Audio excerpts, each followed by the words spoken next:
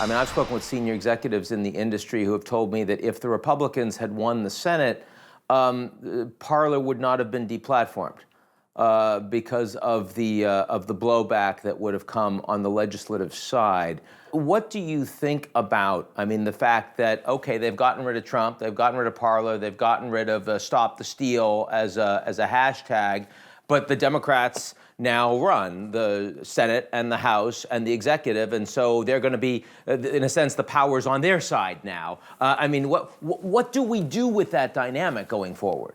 Well, I think, they don't have the full power, by the way. It's a very tight, both in the House and the Senate. Yeah, there's not going to be a lot of legislation generally. Agree with that, sure. But it's an opportunity to do very bipartisan legislation around things that concern us all, which is, what is the reform of Section 230? What should it be? Now we can have an actually cogent discussion without all the screaming on one side or the other.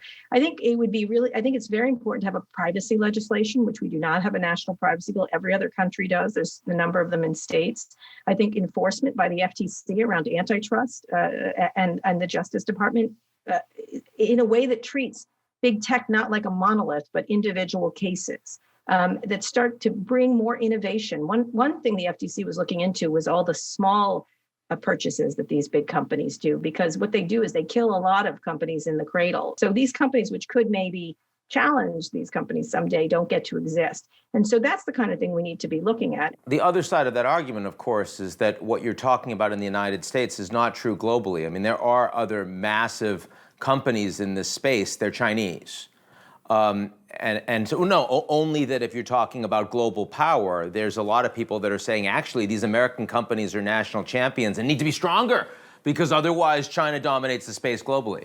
Mark Zuckerberg says, he said it to me in an interview 2 years ago, actually, clearly. And that's sort of the trope from Silicon Valley. That's the idea, is like, we need to be big in order to beat the China. That's sort of a fear-mongering way to look at it. The reason US companies are so good is because they don't have a top-down situation like in China. Innovation comes from the bottom. It does not come from the top. And that's the way a free internet has to be. A free internet is not about top-down government-controlled innovation. As someone who's been very concerned about the Chinese, the way to beat the Chinese is through bottom-up innovation, which is the way we do it in this country.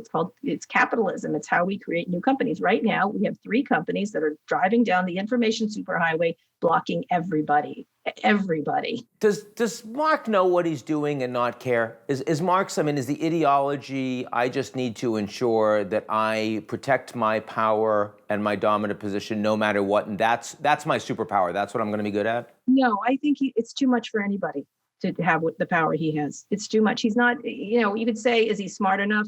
Nobody is. I'm not smart enough. You're not smart enough. This is unlimited, unfettered power by one person. And it's lucky he's not a certain kind of person, right? We know what this is. And it is unfettered, unregulated power that can make decisions. Sometimes they make good decisions. In the case of Trump, they made a good decision. But I don't know who's going to run them. I don't feel like we need power concentrated in a small group of people. It never turns out well.